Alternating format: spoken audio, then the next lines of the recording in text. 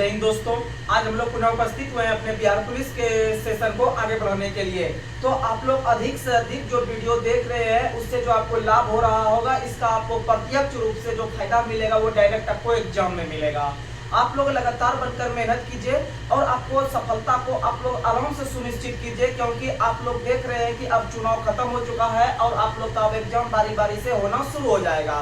अभी फिलहाल जो है कि आपका बिहार पुलिस का एग्जाम होगा, उसके बाद बिहार एसएससी का एग्जाम होगा, उसके बाद जो है कि आपका सीजीएल 4 का भी वैकेंसी आने वाला है, फिर आपको एनटीपीसी का भी वैकेंसी आने वाला है, फिर ग्रुप डी का भी वैकेंसी आने वाला है और आरपीएफ टेक्नीशियन और एलपी का आ ही चुका है। आप लोग अच्छा से तैयारी कीजिए, आराम से हो जाएगा। तो चलिए बिना कोई देरी के हुए हम लोग आज के इस लूसेंट से जो है कि हम लोग आज शुरू कर रहे हैं जो है कि बिहार पुलिस के सेशन को। तो हम लोग जैसा कि आप लोग को पता है कि बिहार पुलिस का जो आपका केंद्र चयन पर्षद परीक्षा होता है, सिपाही भर्ती परीक्षा बिहार के अंदर, वो आपका रुक्मिणी का 30 प्रैक्टिस सेट आपको अभी करवा रहे हैं फिलहाल, जिसमें से आपको लगभग कल प्रैक्टिस नंबर 1 कर चुके थे, वो प्लेलिस्ट में है, आप लोग जाके आराम से वहां पर देख सकते हैं जो अभी तक नहीं देखे हैं। तो चलिए बिना कोई देरी के हुए हम लोग आज के लगभग ये 35 मिनट के सेशन में हम लोग फटाफट जो है कि देखने का प्रयास करते हैं। अधिक से अधिक क्वेश्चन आप लोग लगातार बनकर रहिएगा, बहुत फायदा करेगा। तो चलिए आज का पहला सवाल आप लोग को बताना है आज का पहला सवाल आप लोग को बताना है कि ख्वाजा मोइनुद्दीन चिश्ती किसके शिष्य थे। तो ख्वाजा मोइनुद्दीन चिश्ती जो थे यह वह व्यक्ति थे, जैसे आप लोग को पता है कि हिंदू धर्म को बढ़ावा देने के लिए विभिन्न प्रकार के व्यक्ति आगे आए थे, जैसे स्वामी विवेकानंद, स्वामी दयानंद, राजा राम मोहन राय। तो ये सब जो व्यक्ति थे ये हिंदू धर्मावलंबी व्यक्ति थे, यानी हिंदू धर्म को बढ़ावा देते थे। उसी तरह से मुस्लिम संप्रदाय को भी बढ़ावा देने के लिए विभिन्न प्रकार के व्यक्ति हुए हैं या गुरु हुए हैं, जैसे कि आपका शेख मोइनुद्दीन चिश्ती हो गया, उसके बाद फिर आपका शेख सलीम चिश्ती हो गया, फिर जो है कि निजामुद्दीन औलिया हो गया। तो ये सब जो थे ये सब आपके जो है कि इस्लाम धर्म के जो है कि आगे बढ़ाने का काम किए। तो उसी में से क्वेश्चन है कि ख्वाजा मोइनुद्दीन चिश्ती किसके शिष्य थे।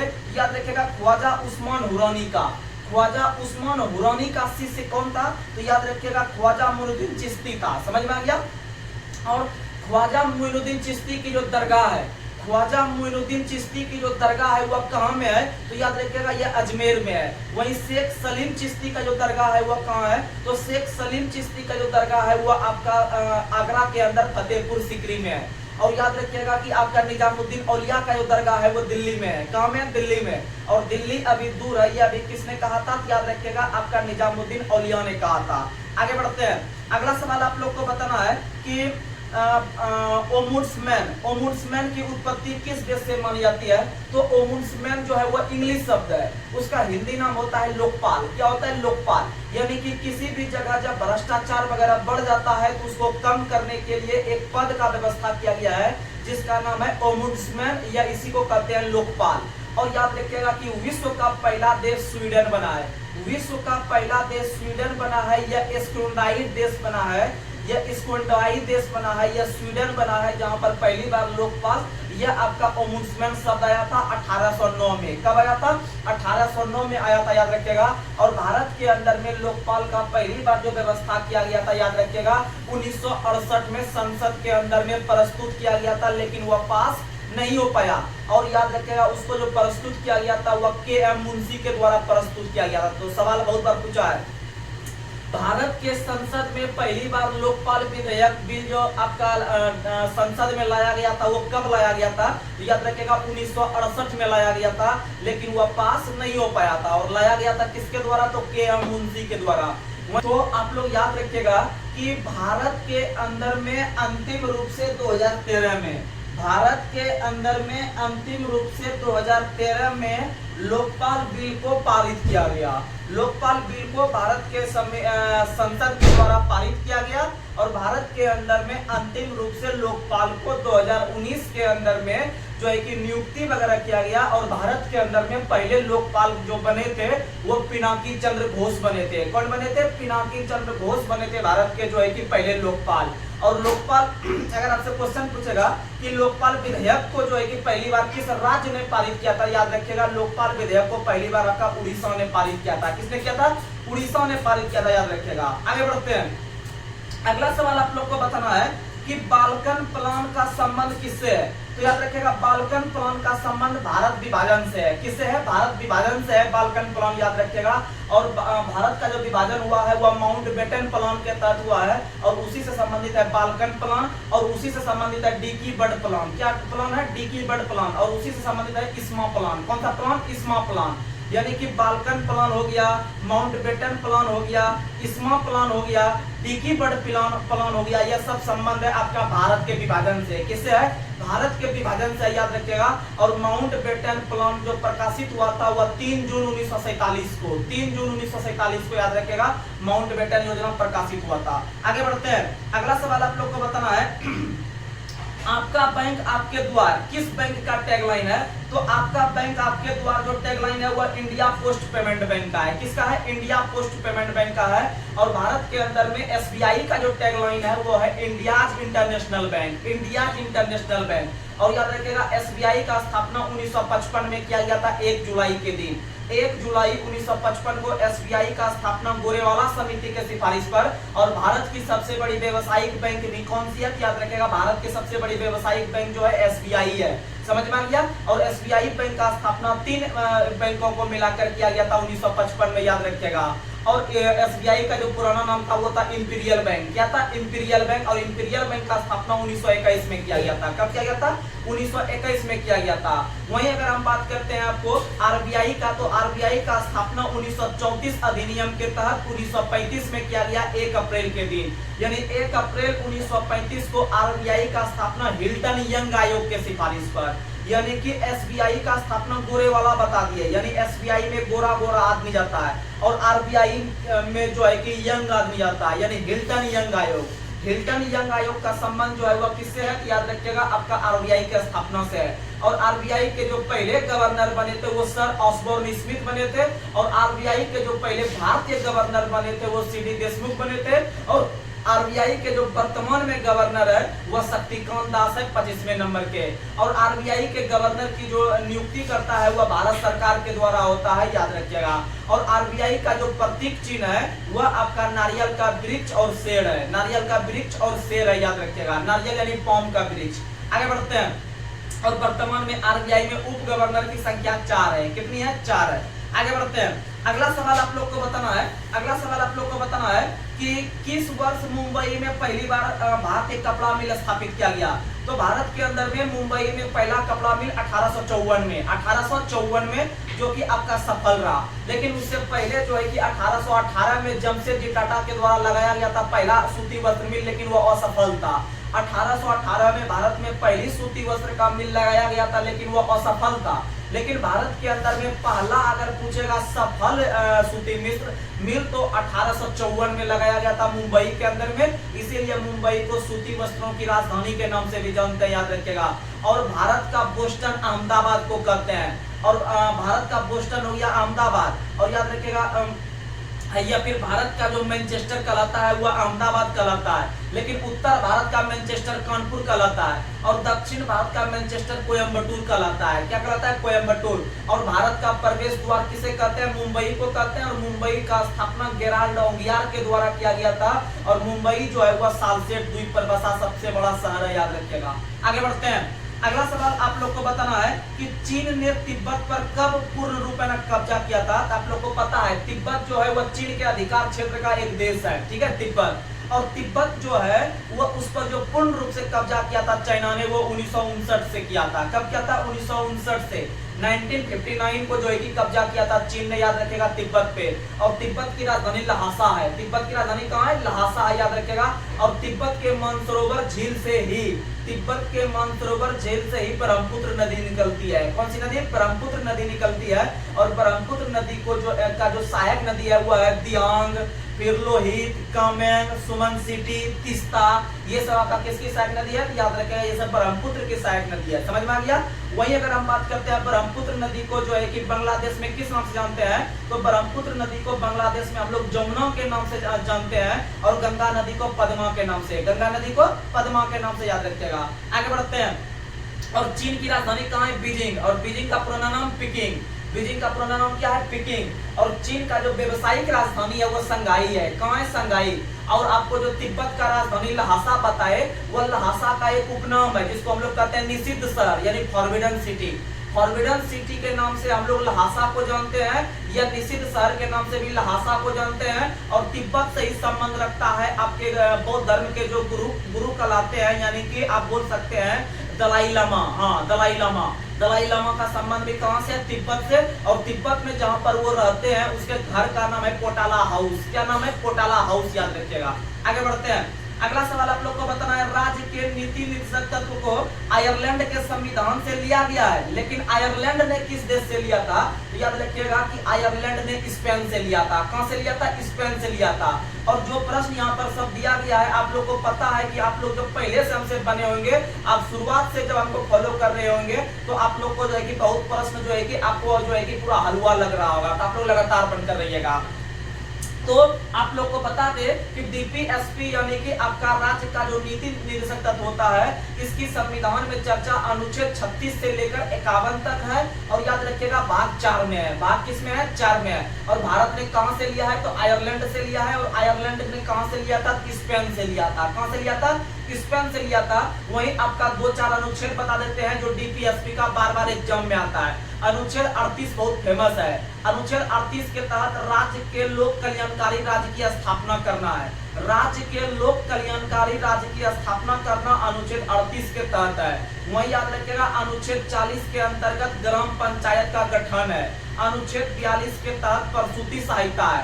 अनुच्छेद 43 के तहत कुटीर उद्योग को बढ़ावा और न्यूनतम निर्वहन मजदूरी है। अनुच्छेद 44 बार बार एग्जाम में आता है, याद रखिएगा समान सिविल सहायता। समान सिविल सहायता याद रखिएगा अनुच्छेद 44 में है। और अनुच्छेद 45 के अंदर में क्या है? अनुच्छेद 45 के अंदर में याद रखिएगा कि बालकों से शिक्षा से संबंधित है। अनुच्छेद 46 में SC/ST है। अनुच्छेद 47 में पोषाहार के स्तर में वृद्धि है। ठीक है। और इसी के तहत भारत सरकार के अंदर किसी राज्य जो है वह आपको शराब वगैरह को बंद कर सकता है। अनुच्छेद 48 का को ये दोनों फेमस है। तो अनुच्छेद 48 के तहत है कृषि और पशुपालन।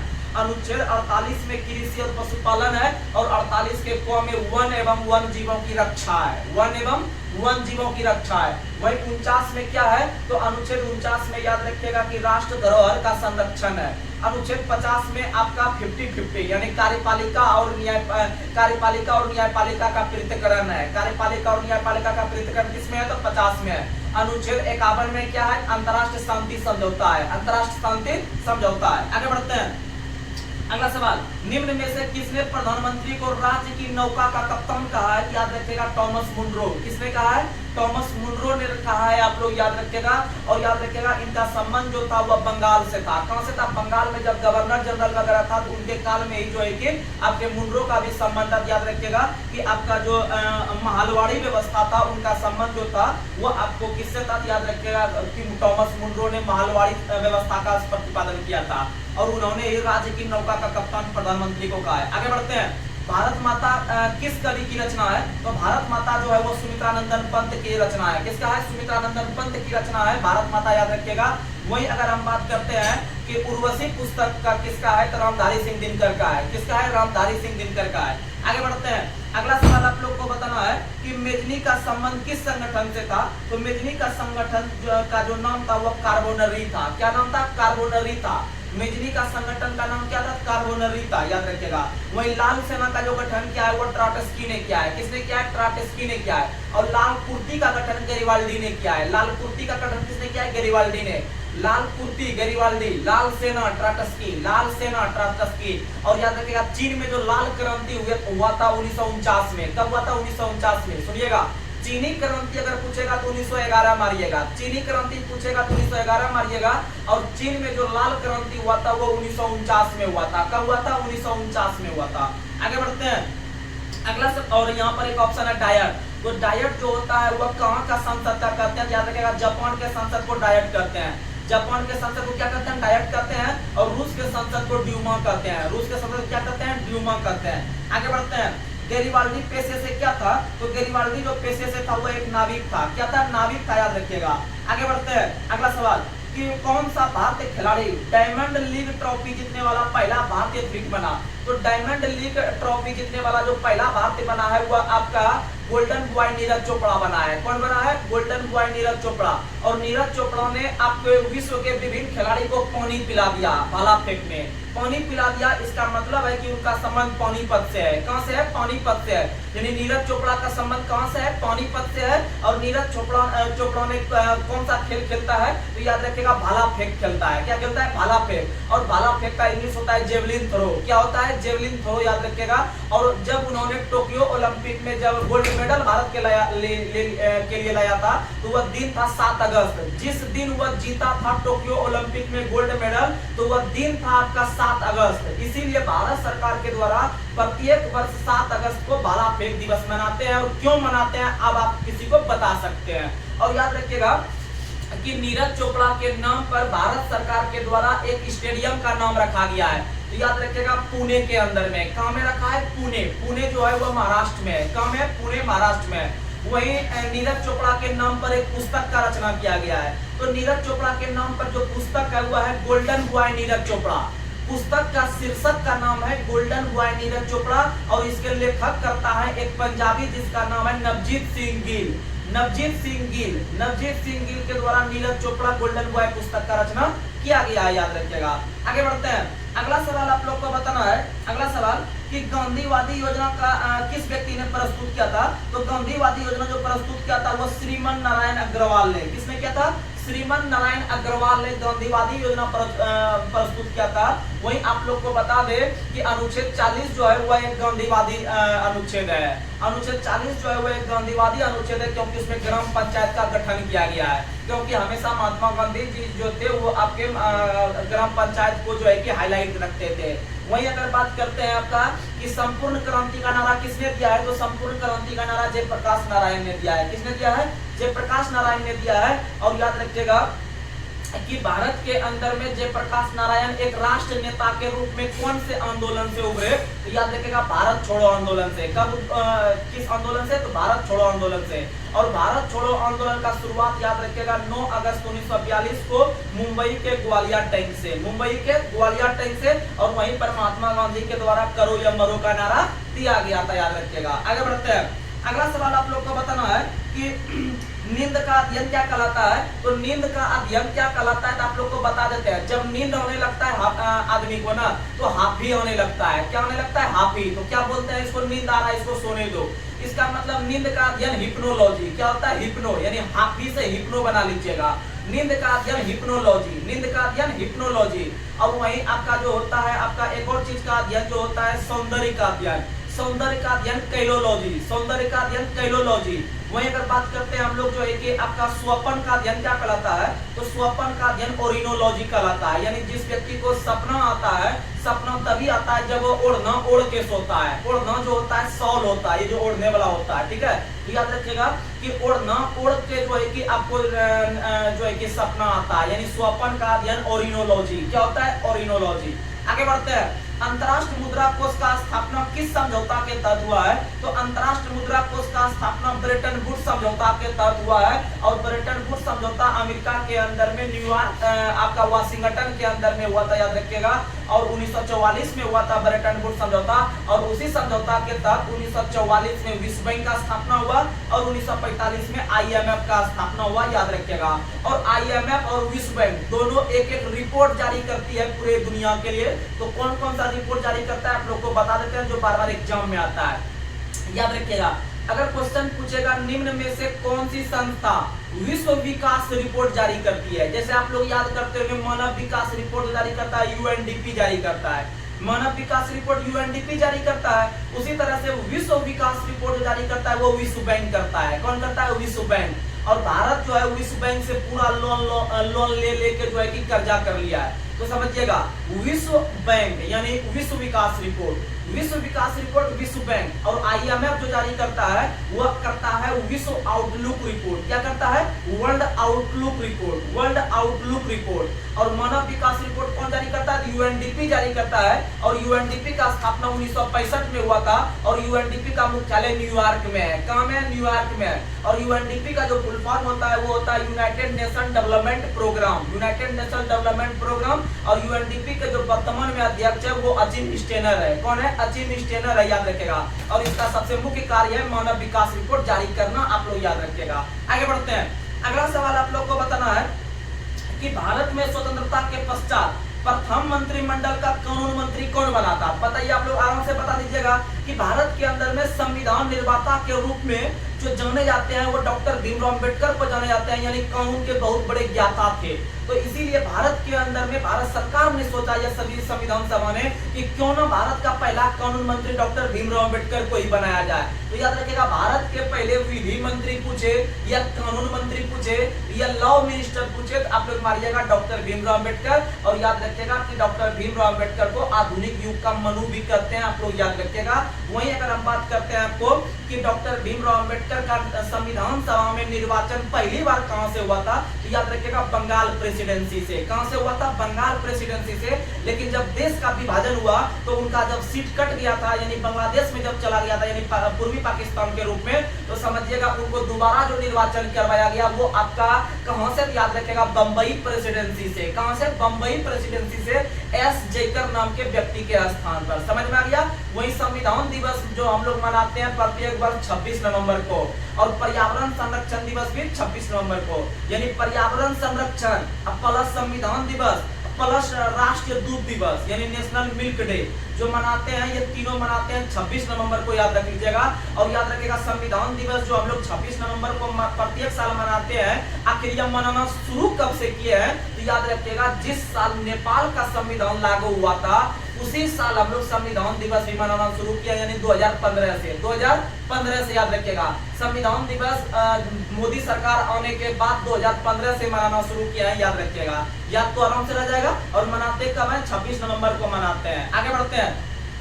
और किस लिए मनाते हैं? क्योंकि 26 नवंबर 1949 को हमारा संविधान बनकर तैयार हुआ था। 26 नवंबर 1949 को हमारा संविधान बनकर तैयार हुआ था और उसी दिन लगभग 15 अनुच्छेद को जो है कि लागू कर दिया गया था। और उसमें सबसे अधिक जो अनुच्छेद लागू किया गया था वह नागरिकता से संबंधित। किससे संबंधित? नागरिकता से संबंधित। इसीलिए अगर आपसे क्वेश्चन पूछेगा कि भारत में नागरिकता संबंधी प्रावधान कब से लागू हुआ है, तो 1949 मारिएगा। क्या मारिएगा? 1949। और भारत में पहली बार नागरिकता अधिनियम कब आया था? तो 1955। क्या कब आया था? 1955, याद रखिएगा।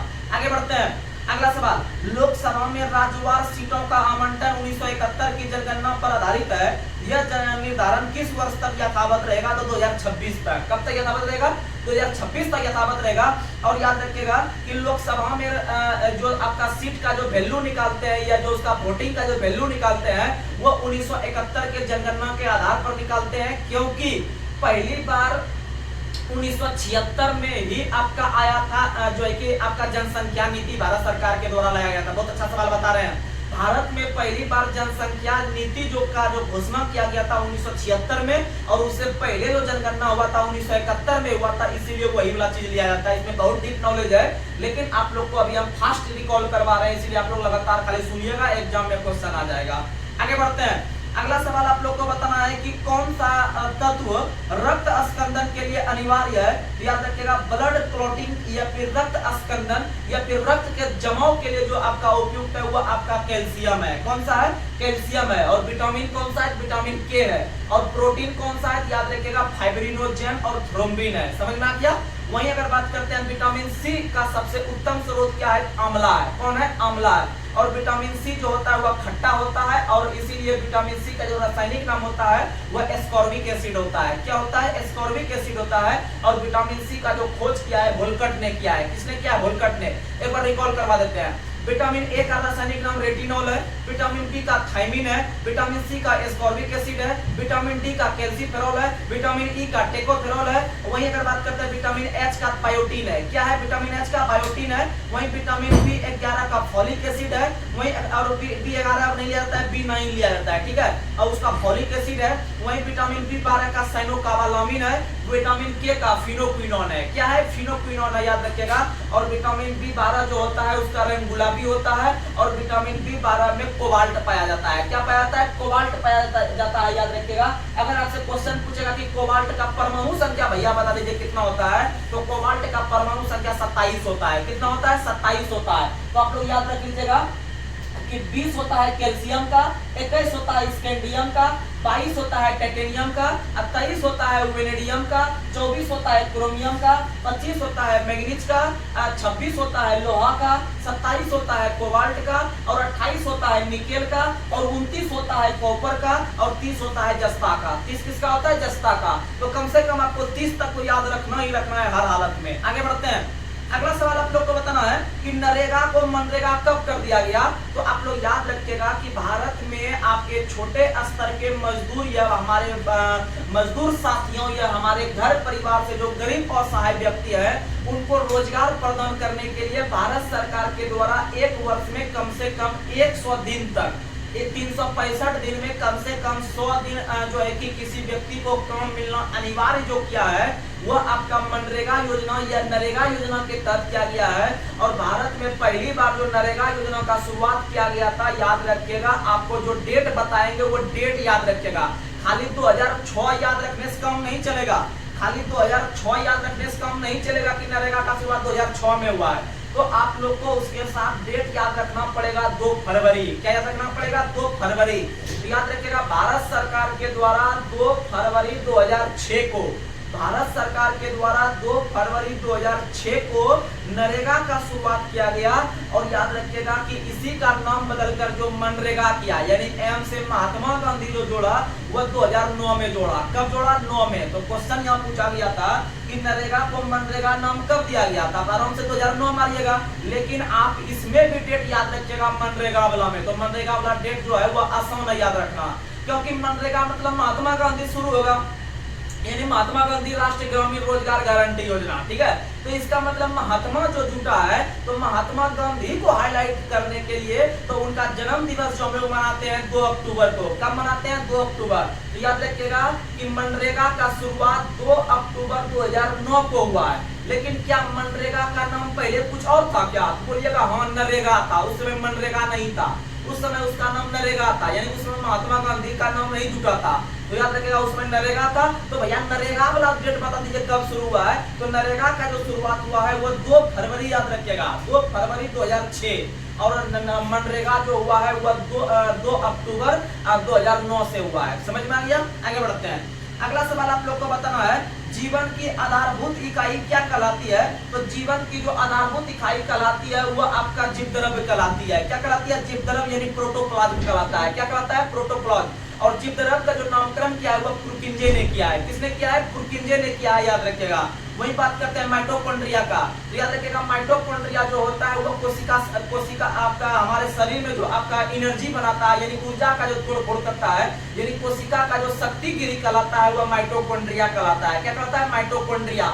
और माइटोकॉन्ड्रिया को सामान्यतः सूत्रकणिका के नाम से भी जानते हैं, आप लोग याद रखिएगा। आगे बढ़ते हैं। अगला सवाल आप लोग को बताना है कि प्रकाश संश्लेषण की दर सबसे अधिक किसमें होती है। तो प्रकाश संश्लेषण की दर जो सबसे अधिक होती है वह लाल रंग में होती है। किसमें होती है? लाल रंग में। और सबसे कम जो होती है वो किसमें होती है?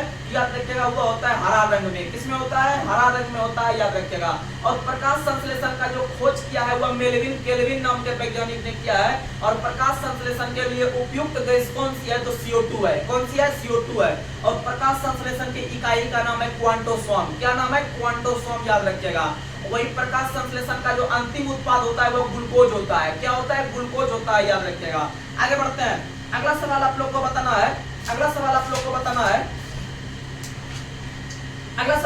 बताना है कि एनिमल फॉर्म पुस्तक के लेखक कौन है। तो एनिमल फॉर्म पुस्तक के लेखक जॉर्ज ऑरवेले है। कौन है? जॉर्ज ऑरवेले है, जो है कि आपका एनिमल फॉर्म पुस्तक के लेखक है। वहीं अगर हम बात करते हैं आपका कि एशियन ड्रामा पुस्तक के लेखक कौन है। एशियन ड्रामा पुस्तक के लेखक गुरनार्ड मिर्डल है। कौन है? गुरनार्ड मिर्डल है। एशियन ड्रामा पुस्तक के लेखक कौन है? तो गुरनार्ड मिर्डल है।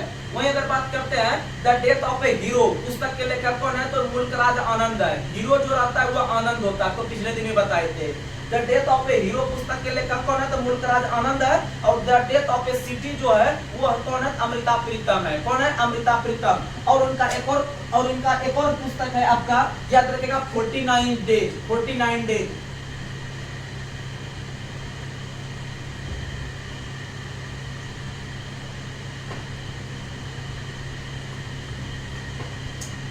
चलिए हम लोग आगे बढ़ते हैं। अगला सवाल आप लोग को बताना है, राइट्स ऑफ मैन पुस्तक के लेखक कौन है? Thomas pen.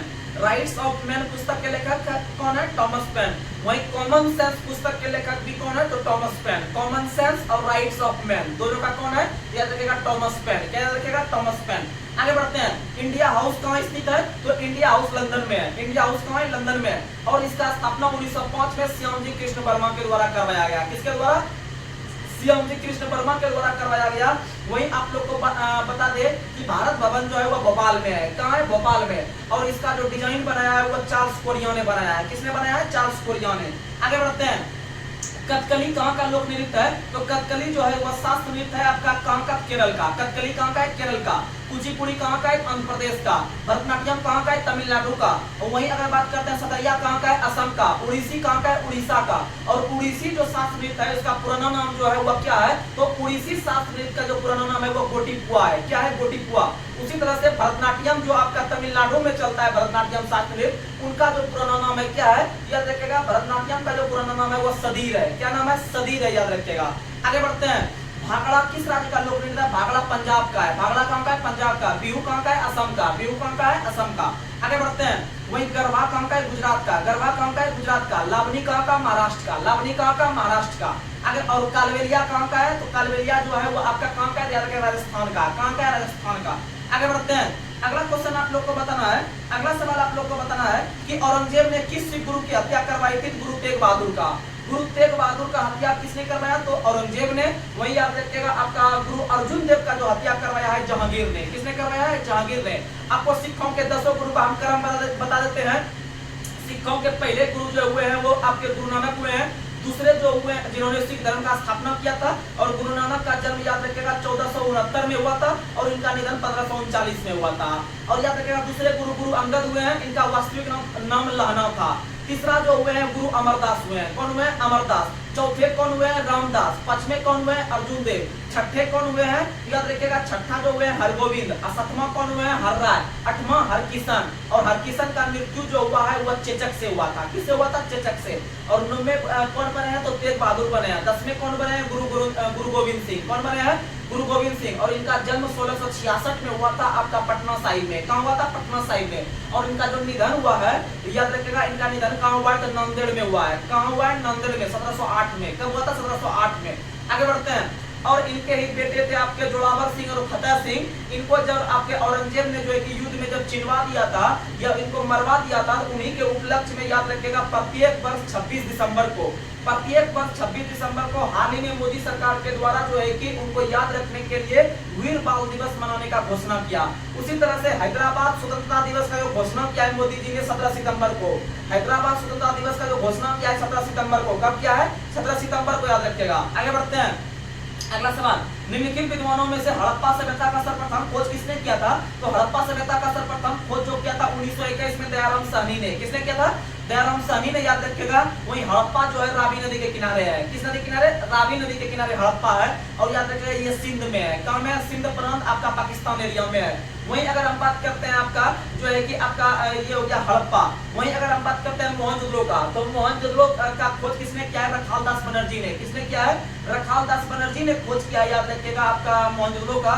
और मोहनजोदड़ो का खोज 1922 में किया गया। कब किया गया? 1922 में किया गया मोहनजोदड़ो का खोज। और मोहनजोदड़ो का जो शाब्दिक अर्थ होता है मृतकों का टीला। क्या होता है? मृतकों का टीला, याद रखिएगा। आगे बढ़ते हैं। धौलावीरा जो आपका हड़प्पा सभ्यता स्थल है कहाँ है? तो धौलावीरा जो है वो आपका गुजरात में है। कहाँ में? गुजरात में। और वही आपका एकमात्र पूरा स्थल है जो कि आपका यूनेस्को की सूची में है। किसमें है?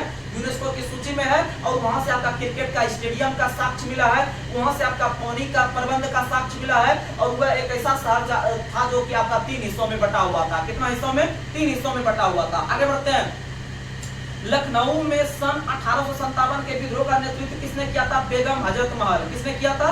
बेगम हजरत महल ने किया था 1857 में। और याद रखिएगा लखनऊ का जो पुराना नाम था अवध था। लखनऊ का पुराना नाम क्या था? अवध था। और अवध के जो अंतिम नवाब हुए हैं वो वाजिद अली शाह हुए हैं। कौन हुए हैं? वाजिद अली शाह हुए हैं। और याद रखिएगा 1856 में अवध को ही आपके लॉर्ड डलहौजी ने कुशासन का आरोप लगा के अपने क्षेत्र में मिलाने का काम कर दिया था आपके राज हड़प नीति के तहत। आगे बढ़ते हैं। अगला सवाल आप लोग को बताना है, कुंवर सिंह कहां से थे? तो कुंवर सिंह जगदीशपुर से थे। कहां से थे? जगदीशपुर से। और बिहार में जो 1857 का जो क्रांति का शुरुआत हुआ था वो रोहिणी देवघर नामक स्थान से। रोहिणी देवघर भले वो अभी झारखंड में चल गया है लेकिन उस समय वो बिहार का हिस्सा हुआ करता था। तो याद रखिएगा बिहार से 1857 की क्रांति का जो नेतृत्व कर रहा था, जो कर रहे थे आपके पहली बार जो शुरुआत हुआ था देवघर रोहिणी से, वो सलामत अली कर रहे थे। कौन कर रहे थे? सलामत अली। और पटना से जो आपके 1857 के जो क्रांति के नेता थे पटना से वो पीर अली थे। पौ से पटना, पौ से पीर अली। और जगदीशपुर यानी आरा से जो थे वो कुंवर सिंह थे। कौन थे? कुंवर सिंह थे, याद रखिएगा। वहीं अगर हम बात करते हैं आपका जो है कि इलाहाबाद से कौन थे? तो रानी लक्ष्मीबाई थे। कौन थे? इलाहाबाद से रानी लक्ष्मीबाई थे। वहीं दिल्ली से कौन थे? बहादुर शाह जफर थे। दिल्ली से कौन थे? बहादुर शाह जफर थे। और 1857 का जो क्रांति था यह एक राष्ट्र विद्रोह है। किसने कहा है? यह एक राष्ट्र विद्रोह है, डिजरेली ने कहा है। किसने कहा है? डिजरेली ने कहा है। वहीं 1857 के विद्रोह को प्रथम स्वतंत्रता संग्राम के उपाधि किसने दिया है? तो याद रखिएगा वीडी सावरकर। किसने दिया है? वीडी सावरकर। वहीं याद रखिएगा 1857 की क्रांति का एकमात्र सरकारी इतिहासकार कौन था? एसएन सेन था। कौन था? एसएन सेन। और एसएन सेन ने ही आपका एक पुस्तक का रचना किया है, याद रखिएगा 1857 नामक पुस्तक। 1857 नामक पुस्तक का रचना किसने किया है? याद रखिएगा आपका जो है कि किसने किया है? याद रख लीजिएगा आप लोग जो है कि एसएन सेन ने।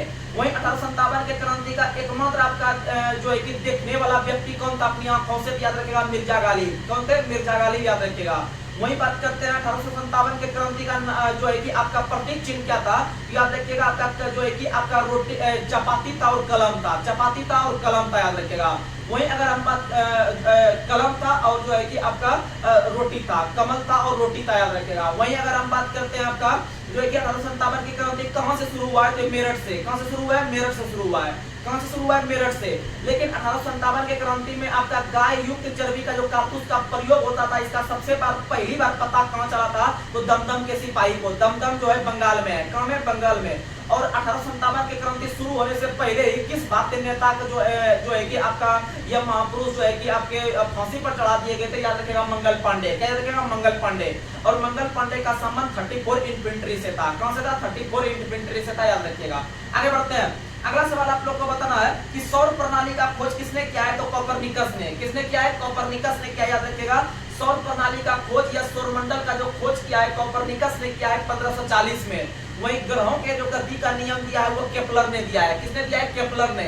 और केपलर ने जो दिया है 1600 में। केपलर ने ग्रहों का गति का नियम 1600 में दिया है और केपलर का संबंध जर्मनी से है। लेकिन अगर क्वेश्चन आपसे पूछेगा कि सौरमंडल का खोज जो कोपरनिकस ने किया था कब किया था? तो 1540 में किया था। और उसका संबंध कहां से है? तो कोपरनिकस का संबंध पोलैंड से है। कहां से? कोपरनिकस पोलैंड से है, याद रखिएगा।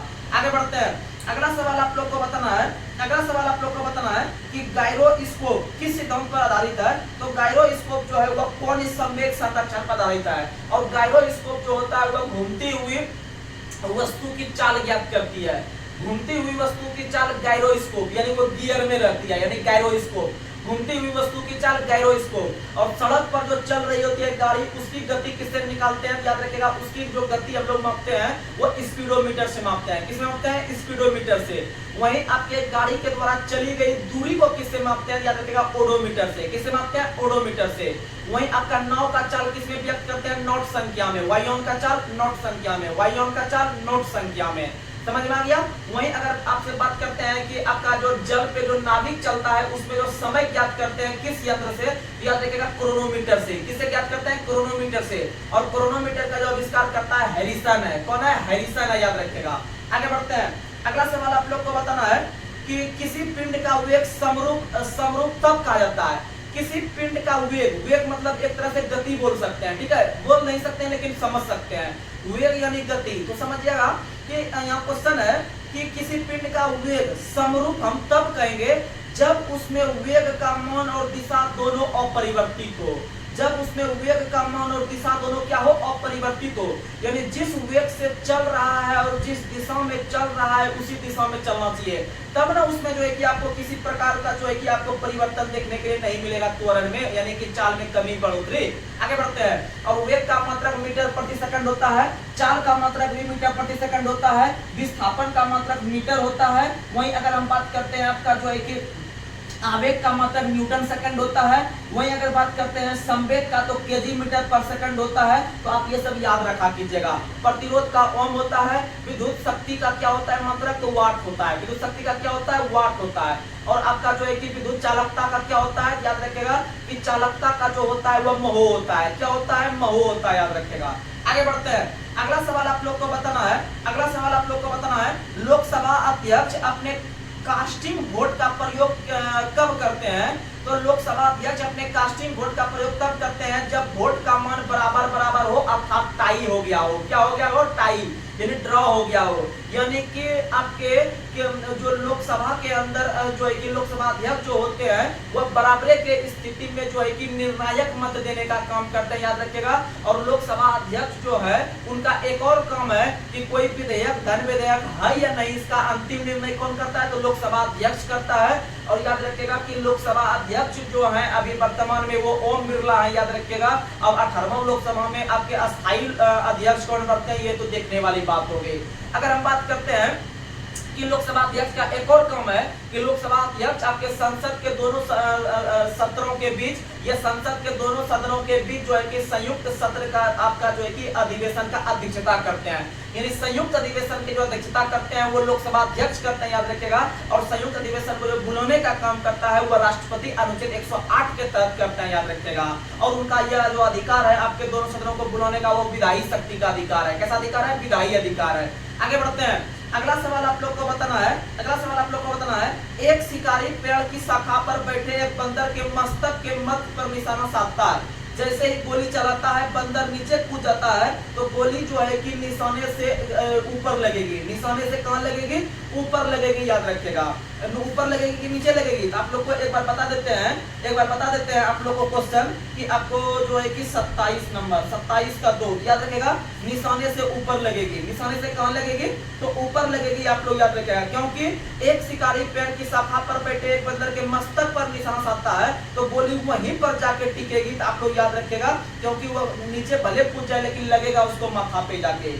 आगे बढ़ते हैं। अगला सवाल आप लोग को बताना है, अगला सवाल आप लोग बताइएगा कि निम्न में से किस व्यक्ति ने मूल अधिकार को हमारे लोगों के लिए एक प्रतिज्ञा तथा सभ्य विश्व के साथ समझौता कहा है, याद रखिएगा। Doctor S Radhakrishnan. Doctor S Radhakrishnan का एक स्टेटमेंट है हमारे मौलिक अधिकार के संदर्भ में कि हमारे लोगों के लिए एक प्रतिज्ञा तथा सभ्य विश्व के साथ किया गया समझौता है। यह किसने कहा है, तो डॉक्टर सर्वपल्ली राधाकृष्णन, जो भारत के प्रथम उपराष्ट्रपति एवं दूसरे नंबर के राष्ट्रपति हुए हैं। और जो है कि यह भारत के जो है कि इनके जन्म दिवस को प्रत्येक वर्ष हम लोग जो है कि 5 सितंबर को टीचर्स डे भी मनाते हैं, याद रखिएगा, 5 सितंबर को। और इनके द्वारा लिखा गया 2 पुस्तक हम बार बार बताते हैं, Indian philosophy of the Hindu view of life, Indian philosophy of the Hindu view of life. और भारत के अंदर में जो है कि पहले दार्शनिक राष्ट्रपति के रूप में भी कौन बने हैं, तो डॉक्टर सर्वपल्ली राधाकृष्णन ही बने हैं। और भारत के पहले वैज्ञानिक राष्ट्रपति कौन बने हैं, तो डॉक्टर एपीजे अब्दुल कलाम बने हैं, जो कि भारत के 11वें नंबर के राष्ट्रपति थे। कितने नंबर के, 11वें नंबर के राष्ट्रपति थे। तो चलिए आज का लास्ट सवाल आप लोग को बताते हैं। भारत की प्रभुता, एकता और अखंडता की रक्षा करने एवं उसे अक्षुण्ण रखे मूल कर्तव्य के किस स्थान पर रखा गया है, तो आपको हम जो है कि पहले भी बता रहे थे, मूल कर्तव्य की संख्या 11 है। 11 में से आपको हम कर्म बोले थे, भैया कर्म याद रखिए। क्योंकि मूल कर्तव्य जो 1 से लेके 11 तक है वर्तमान में, उसमें पूछा जाता है कि पहला में क्या है, दूसरा में क्या है, उल्टा पुल्टा याद रखने से काम नहीं चलेगा। अब यहाँ आपके सामने पूछा क्वेश्चन, आप जानिएगा तभी बता सकते हैं एग्जाम में। तो अभी आपको हम पहले भी बता चुके थे, अगर आप याद किए होंगे तो आपको जो आराम से लगा सकते हैं। तो आपको पहले बताए थे कि मूल कर्तव्य 1 में क्या है, तो हमारे देश के अंदर जो आपका संविधान है उसका सुरक्षा करे, उसका क्या करे, सुरक्षा। और दूसरा में बताए थे क्या, तो दूसरा में बताए थे आपको जो है कि देश को आजाद कराने के लिए जितने भी आंदोलन या फिर आपको जो आपके एक्शन हुए हैं उनको संयोजे रखे दिल में, यानी कि असहयोग आंदोलन, भारत छोड़ो आंदोलन, इस तरह का आंदोलन को संयोजित करके जो रखेंगे आपके मूल कर्तव्य 2 में। और बताए थे मूल कर्तव्य 3 में 3 चीज, मूल कर्तव्य 3 में 3 चीज यानी एकता, प्रभुता, अखंडता करके आपको बताए थे, अगर आप रेगुलर रहते होंगे तो आपको पता होगा। और मूल कर्तव्य 4 में बताए थे 4 दिशा से, 4 में 4 दिशा यानी देश की रक्षा, समझ में आ गया। और 5 में बताए थे पांचों उंगली सही नहीं है यानी सबको मिलजुल के रहना है, यानी भाईचारा बताए थे। क्या बताए थे? भाईचारा। और 6 में बताए थे आपको संस्कृति की छक्का नहीं मारेगा तो संस्कृति खत्म हो जाएगा। और 7 में आपको बताए थे मूल कर्तव्य 7 में कि पर्यावरण अभी साथ नहीं दे रहा है, यानी 7 में पर्यावरण है। और मूल कर्तव्य 8 में क्या है? तो मूल कर्तव्य 8 में याद रख लीजिएगा क्या है, तो 8 में जो है कि वैज्ञानिक दृष्टिकोण है। और मूल कर्तव्य 9 में क्या है? तो 9 में है सरकारी संपत्ति का सुरक्षा करना, सरकारी संपत्ति का सुरक्षा करना। और मूल कर्तव्य जो आपका 10 है उसमें क्या है? तो उसमें व्यक्तित्व को बचाने की बात की गई है। आपको बताए थे अगर आप परसेंटेज नहीं लाइएगा 10 में तो आपके पिताजी का व्यक्तित्व खत्म हो जाएगा। वही मूल कर्तव्य 11 सबसे फेमस है कि 86वां संविधान संशोधन 2002 के तहत जो कि 6 से 14 वर्ष तक की उम्र के बच्चों को निःशुल्क शिक्षा देना आपको अनिवार्य, आप लोग को ये सब बता चुके थे। और मूल कर्तव्य की संख्या जो था वह मूल संविधान में 0 था, लेकिन सरदार सुवर्ण सिंह समिति के सिफारिश पर आपका 42वां संविधान संशोधन 1976 के तहत इंदिरा गांधी के समय जो है कि आपको जोड़ दिया गया जो है कि 10। और वर्तमान में है कितना? 11। 11वां नंबर कौन है? तो वो बच्चा वाला है 6 से 14 साल वाला। 86वां संविधान संशोधन 2002 के तहत उनको जोड़ा है। और बाद में 10 को जो जोड़ा था वो आपका 42वां 1976 के तहत इंदिरा गांधी के समय, समझ में आ गया। तो चलिए आज के हम इसे बिहार पुलिस के सेशन को यहीं पर समाप्त करने का प्रयास करते हैं। आप लोग अधिक से अधिक सपोर्ट कीजिए, तभी जो है कि हम लोग आगे बढ़ सकते हैं। और देखिएगा आप आगे आप लोग के लिए हम कितना कंटेंट लाते हैं आपको आगे। जैसे बिहार पुलिस का एग्जाम खत्म होगा उसके बाद हम लोग जो है कि एकदम पूरा एकदम चलाएंगे बिहार एसएससी के लिए, एकदम लूसेंट इधर से उधर कर देंगे, आपका स्पीडी हो जाएगा, जितना प्रीवियस कुछ है सब एकदम दे दनादन करेंगे। बस आप इसी तरह से मेरा सपोर्ट कीजिए और हमें आगे बढ़ाने का प्रयास कीजिए। और हम आपके दिल के एकदम हाथ रख के बोल रहे हैं, आपके साथ हम सच्चा दिल से मेहनत करते हैं। जो भी सवाल बताते हैं वो हम अंदर से बताते हैं और आपके लिए एग्जाम के व्यू से बहुत परफेक्ट रहेगा। समय आने पर सब चीज का पता चलता है। तो चलिए हम लोग यहीं पर आज के सेशन को समाप्त कर रहे हैं। तब तक के लिए जय हिंद, जय भारत।